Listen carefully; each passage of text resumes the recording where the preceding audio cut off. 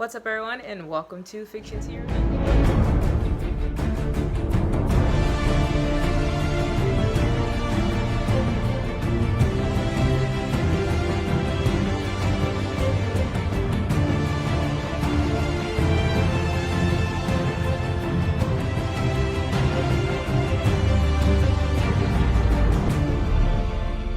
Oh, you're probably gonna hear some rattling in the back. That's actually the air conditioner, so I'm just gonna try to talk through this. Today we're gonna talk about the horror film Sweeney Todd and the Demon Barber on Fleet Street. This is a rated R movie. It came out in 2007. It's a musical horror written by Stephen Sondheim and directed by Tim Burton and John Logan, starring Johnny Depp and Helena Bonham Carter as Sweeney Todd and Miss Lovett. It's about a barber and his wife. She was beautiful. There was a barber and his wife, and she was beautiful. Out and about living their lives and minding their business, playing with their baby daughter. Suddenly this evil judge is like on the sidelines creeping and watching on them, and then he decides, you know what, I like her. Tell him like this here. I like you. He like you. And I want you. And he wants you. Now we can do this the easy way, or we can do it the hard way. The choice is yours. What you want, Tom? What's it gonna be? And he decides, I'm gonna get this guy arrested and I'm gonna steal his wife. He ends up getting Sweeney Todd's character, who at the time was Benjamin Barker, arrested and thrown in jail for 15 years on false accusations of something. Thus, this judge decides, now that he's out of the way, I'm gonna try to seduce and woo the wife and send her flowers. Turns out it didn't work, and he ended up getting the daughter. Benjamin Barker gets out of prison. He changed his name to Sweeney Todd, and he decides, I'm gonna seek vengeance on this guy who did this to me and whoever is rolling with him. And ends up going to the spot where he used to do his barber work, and he meets this lady who's there. He used to like make pies. These pies are terrible. She tells him, like, you know, your wife poisoned herself, but the judge guy's still alive and he has your daughter. So he's like, you know what, we're gonna devise a plan. So they come up with this plan, and actually this is Lovett comes up with the plan, and he's just like, you know, that's a great idea. Like, that's a good plan. She's like, you know what? I have a pie shop. You enjoy barbering. You also want to get revenge. Let's just start killing people and putting them in pies. Thus, the film is born. Now, this is a remake, and there was a film and multiple musicals that existed before this. This was said at one point to be based on a true story, but I believe this was written in magazines, and it was, I believe, a myth. So they were saying it wasn't based on a true story. And I remember my first time seeing this film, and it becoming my favorite because it had just the right amount of horror and murder in this film, and that darkness that I really look for in horror film. The murder scenes really build up that momentum with that melodic music in the background. Silent movie meets theatrical live play type of feel, and I love it. I'm not a huge fan of like musicals, but certain musicals like this, it's genius. Like, this got me going. I remember the first time I watched this film, I was like, oh my god, this is brilliant. I think I was like in high school, like my senior year. I remember watching this film and just being obsessed with it, and I just watched it so many times after that. All the colors were just like washed out and gray, desolate, run down looking. It was just so awesome. The setting of it was like old throwback, like London, when it was like dirty looking, and everybody was like, they looked like they never brushed their teeth. Everybody's clothes were like dusty and torn and washed out, and even the people that didn't wear torn clothes, like, it just looked raggedy and very like kind of thrifty, but also just like, it looked mad vintage. Of course, the actors were great. They really made you feel each scene, made you feel like you were watching a live play, like you felt a part of this movie. It even involved some humor, which I wouldn't say it was dark humor. I feel like it was just regular humor. One of my favorite scenes was a scene when Miss Lovett was kind of creating this fantasy world of her and Mr. Todd getting married, walking on the beach, she's singing, and like, it's just super bright. It's colors everywhere, it's colorful, it's lively, it's joyous, she's super happy. Even little Toby's there as her adopted son, and the whole time Sweeney Todd's face is just like, they're sitting like having like a picnic, and he's just like there, like gloom and grim. And then the part where they're like supposed to be getting married, and he just like, they're like, do you take her as your wife? He's like, like the whole time all he cared about was just like his sweet revenge, and all she cared about was like being with him and falling in love. And she thought like in her mind they were gonna be together, they were gonna have their own life, they were gonna live happily ever after. As far as the special effects go, I really enjoyed the fake blood, the way it spurted out of their neck. I watched it behind the scenes, which I already assumed that they push that button and when it's time they'll like put something under it and then have the blood spurted out.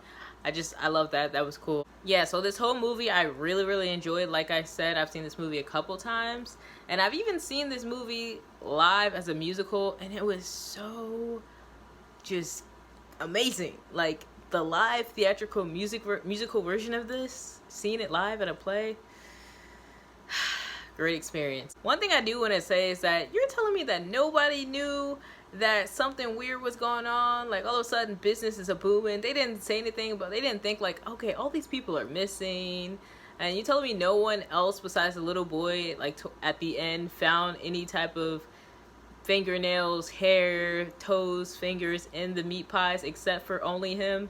And the only person that was like suspicious was like the older woman, the crazy old lady. You're telling me no one else suspected anything? Wow. One last thing I will say about the ending is that I believe there's two endings to this. There's an alternative ending and there's this ending that they gave us. And the ending that I saw was the Romeo and Juliet version. It was very Romeo and Juliet themed. He held her in his arms and they lay over one another as corpse. I was like, wow, how poetic.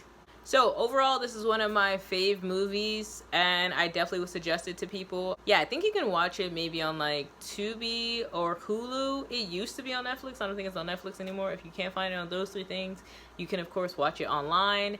And if you like this video, give it a thumbs up and make sure you hit that notification bell to get notified for more videos coming. Hit the link in the description box to get you a copy of my book Rain. You can hit the link in the description box. It will take you to Amazon and you can purchase it there, or you can send me your email and you will get a discount. It will be cheaper to get the book. And this is a psychological thriller that I wrote in 2018 about a group of young adults who grew up in this psych ward, and they have been living there for so long they basically come accustomed to it. To them, they're not getting out because they've lived here their whole lives practically. And they get this new counselor, and kind of new and fresh. It's kind of his first time doing this, but he starts to get very suspicious of what's going on in the place, and he's learning that maybe these kids are not crazy and there's something deeper going on in this place, something more horrific and terrifying. And I think maybe these kids have some sort of abilities. So if you're interested in that, definitely stay tuned to hear this read. So last time we read, we were on John Smith. He was coming in telling the kids that one of the kids died. Actually, it said that she committed suicide in her room, and she's one of the kids who was like super quiet, and one of the kids who John kind of assumed like doesn't belong there because she doesn't seem crazy. And now he just got finished telling the kids like, yeah, I found out that she's dead, and everyone's freaking out. How don't you know? How don't you know what happened to Neil? Joseph erupts like a volcano. We trusted you, and you just let this happen? You let this happen. No, I had no idea this would happen, okay? There's no way I would have known. Tracy asks, well, how come no one told us? Yeah, like Western, the woman in red, the others. Joseph circles the room in delusions, claiming a woman follows him. I think I was the first to know. Why would they tell you first? You're just a newbie. You didn't know Neil like the rest of us. Joseph erupts. He paces the room, screaming louder. I should have known. Something had to have happened. I can't believe it, exclaims K.O. It's your fault. No one knew this would happen. Oh, they knew. They knew he killed her. Now they're trying to put the blame on me. But I didn't do it. I didn't do it. He conceals his pain behind his hands. Neil was the kindest person you'll ever meet. They slaughtered her. No, Joseph, we don't know that. What do we know, huh? Tell me, huh? Tell me, what do you know? Because it seems to me that you don't know anything, newbie, okay? You haven't lived our lives. You don't even know what the hell is going on for God's sake. His fingers clenched with vexation. You're just lost like the rest of us, Tracy informs. Abruptly, the door slams open. In walks a kid with short brown hair, slanted eyes, and yellow skin. He wears blue jeans, the color of the sky, and a long-sleeved white t-shirt. His presence silenced the room. Hey, dude. I'm Tommy. A female voice intercepts. It sounds like Delilah. Attention all students and staff, report to your rooms and office immediately. This is a lockdown. I repeat, this is a lockdown. The guards rush to grab the kids before I can say anything. Everyone is rushed out of the room. What is happening? I ask Western, who's in the hallway leaning against the wall. A lockdown. Yes, of course I know that, you idiot. Why? Escape. A student escaped. It dawns on me. Samantha. I step into my office to see I have an unwanted guest. Blue-eyed creep is here. Hey, he greets. How did you get in here? I ask. Oh, the door was open. You forgot to lock it. He folds his legs like a classy woman. You know, at first I thought, I'll just go ask the janitor. Then I noticed your knob and key shape is custom made. He admires the gold shine, rubbing it like new furniture. Note to self, never leave the door unlocked anymore. Okay, what is the surprise? I'm hoping he just announces whatever crap he has to say and leaves. You've been promoted! He smiles, dovish. Promoted? I'm just an intern. Yeah, well, not anymore. Now, you're a paid intern. What? Wow, I thought it'd take 6 months for that. He hands me a form. Yeah, well, you just have to sign this paper and hand it back to me. Paperwork? But don't you have my information already from the application I filed for my internship? This is, being that you are getting paid now and this is involuntary. So W-2 forms, taxes, rights, regulations, stuff like that. All right, I place it on my desk. I'll hand it to you later. Actually, I'm gonna need it now to fax today to start your payroll. Ugh, seriously? I look around my office room, distressed. It is just... I have so much going on, it's gonna take a while. And like a child told they are going to be rewarded with a trip to Chuck E. Cheese if they sit quietly, he straightens. I can wait. Please leave, please leave, please leave already. I take a gander at the stack of pages. Wow, so many pages. I don't really have time to read all this. I mean, it's several pages long. He removes his jacket. Do you have the reports on the kids? X. Yeah, I put them in your mailbox every week. All of it? Yeah. He crosses his legs. Okay. Doesn't look like he wants to leave, so I just sign the papers and hand it to him with a fake smile. Done. Thanks. But he still sits. You, heard about that kid, Neil? It is a shame because she was the boss's favorite. Yeah, he told me. Really? He looked surprised. She was like his prized possession. I mean, he let her do whatever she wanted. Roam the halls, sleep in, drink. He looks at me weirdly. But it's because that's what love can do to a man. Right? I shrug. Yeah, I guess. You ever been in love, Smith? He asks with a sly tone. Yeah, I fall fast sometimes. Romeo type, huh? You can, say that. Sure. You single? No way did he just ask me that. Is this his way of flirting with me? Yeah, kind of. Complicated. Okay. He gives me a disturbing grin. So, any questions? As your mentor, I'm supposed to give you advice or whatever. He gets up, but a knock is heard at the door. Who's that? I open, glad that something or someone has saved me from this eerie situation. Hey, miss me? It's Kat. Ugh, what do you want? I yell. Who's this, Smith? What are you doing here? Alright then, I'll be leaving you too. He steps out, eyeing Kat. I wanted to see you. You wanted to see me? Or you need cash for your drug habit? Or did he kick you out after beating you up? What the hell happened to your face? I reach to touch her, but shake my head in fury. I remove my glasses. Get out! I can't deal with you right now, okay? I'm too stressed out. She bends over, caressing my shoulders with a slight massage. I shrug her off. I said get the fuck out of my office.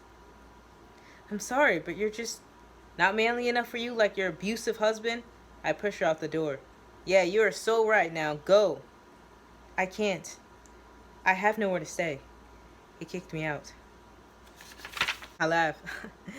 I knew it. So you came to me as your savior, huh? I just need some money for a hotel and to feed the kid. I shake my head in disbelief. For years I have covered for this chick. I let her use all my money up, leave to run away from her husband, new lovers, and boyfriends. Through all the emotional abuse she put me through, I forgave her, but not this time. No, not this time. From behind her legs is a kid with watery eyes and dirty hair. He eyes me like a sad, lonely orphan with no parents nor home, waiting to be adopted by a lovely couple. I reach into my pockets. Here. I shove her a $100 bill. Take it and leave. Thank you. I'll pay you back. I'll come by later. Out. My voice is empty. Just get out. A knock is heard at the door. In walks Western. Kat grabs her kid. What is it with everyone coming in my office? I yell. What the hell do you want? Sorry. I can come back. He looks at Kat. You alright? She brushes past without a word. Can I help you? Look, I know with everything that has been going on with the kids and with what happened the other day, I just want to explain myself. Explain yourself? Explain yourself? I chuckle with absurdity. If you think that I give a rat's twat about you, you're wrong, okay? That kid Neho did nothing but try to help me and talk to me, and I never even got the chance to fully know her, okay? And now the kids think that I've let them down because she died and no one told me, and they think it's my fault. And then Kat comes in here with her shit and Western kisses me. I push him away. What the fuck? I'm sorry. What are you doing? He wipes his mouth. I'm sorry. I just miss you. You miss me. You miss me? You miss me. Or the me you once knew. I remove his filth from my mouth. Macy, don't call me that. It's not my name. Isn't it?